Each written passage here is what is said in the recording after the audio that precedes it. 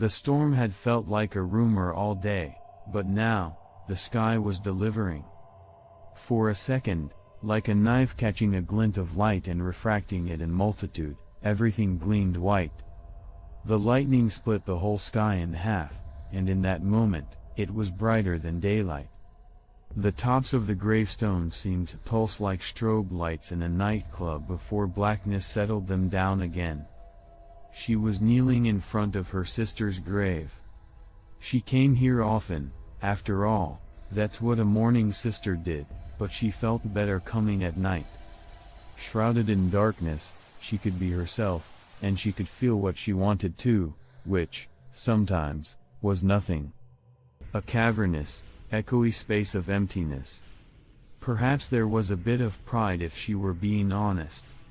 Along with a genuine sense of connection, even though her sister was nothing more than a skeleton 6 feet under. Funny, how it took death to rekindle a connection that hadn't existed since the womb. Either way, the emotions weren't appropriate for daytime mourning. The lightning seemed suitable for tonight. It was the anniversary of her sister's death.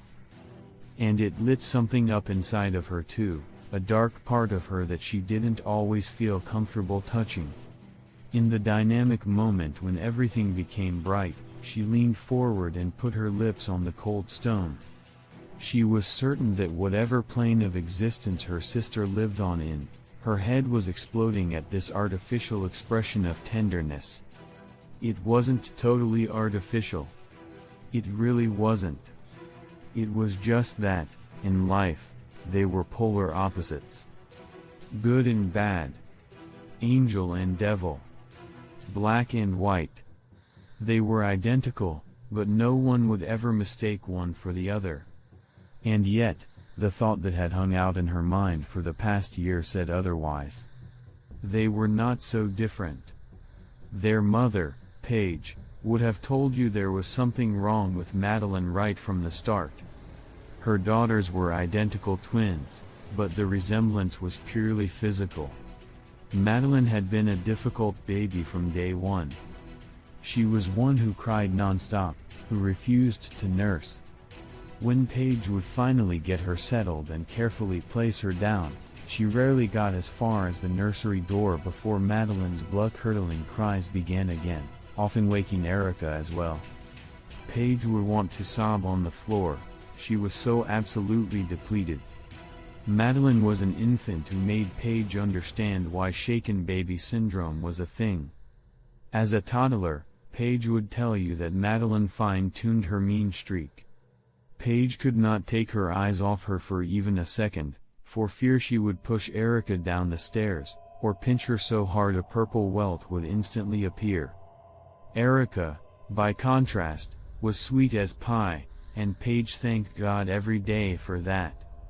She didn't think she could have handled 2 demon babies, which is how she thought of Madeline. At night, she begged God to forgive her. What kind of mother hated her child? Oh, she loved her, she loved them both. But she detested Madeline. She wished for her mother or sister to offer to take Madeline for a weekend, even a day, but that never happened. Erica, though.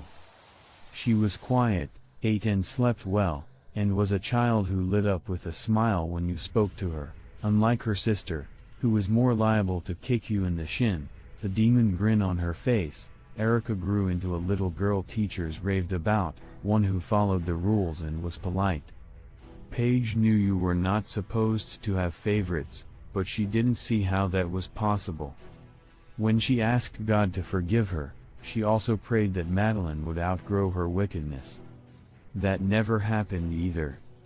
Erica would have told you that being the good child was a heavier burden than it appeared.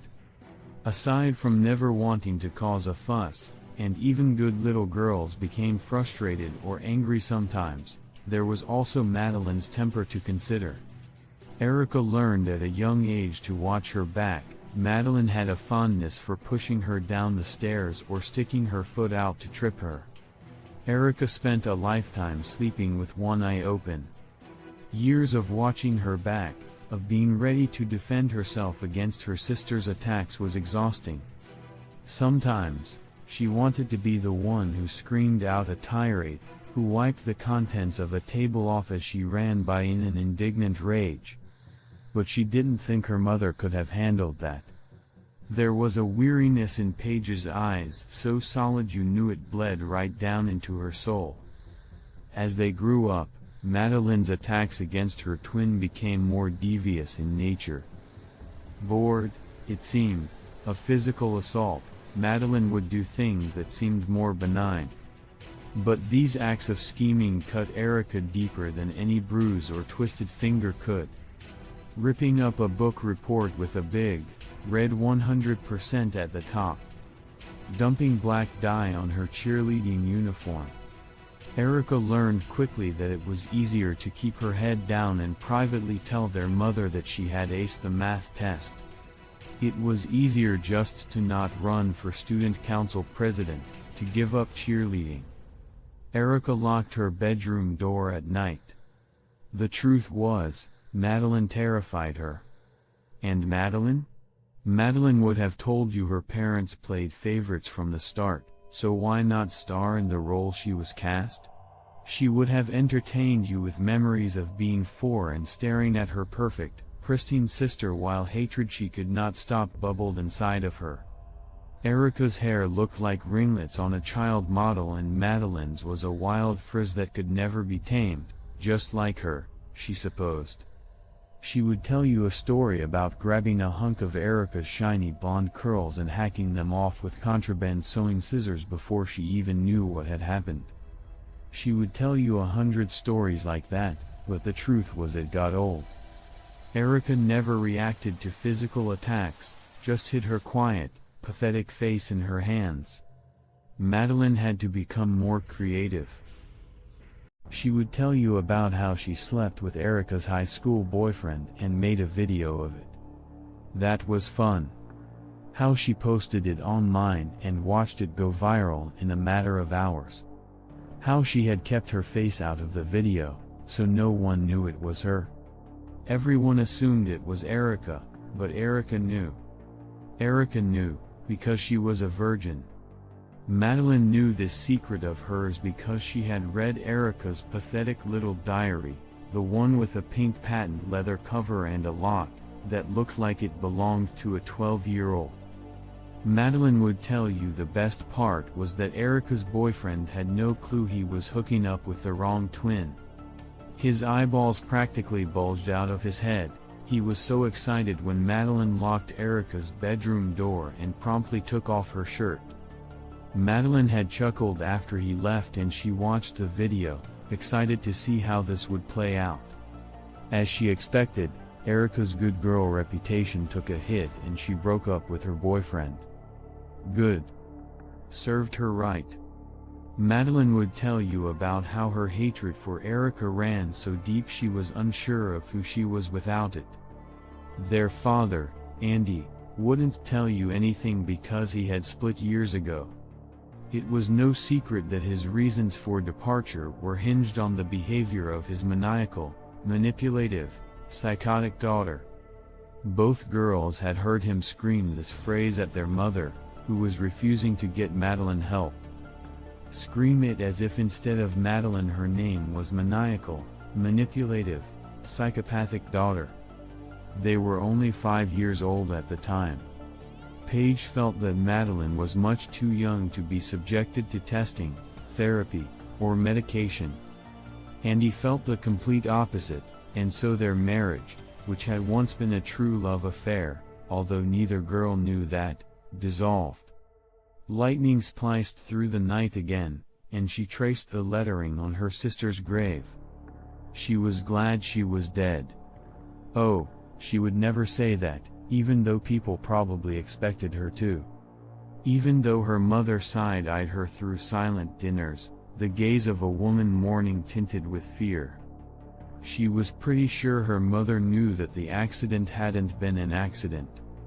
Paige would never say anything though. Their mother had been through hell and back. Losing her husband. A lifetime of a maniacal, manipulative, psychotic daughter.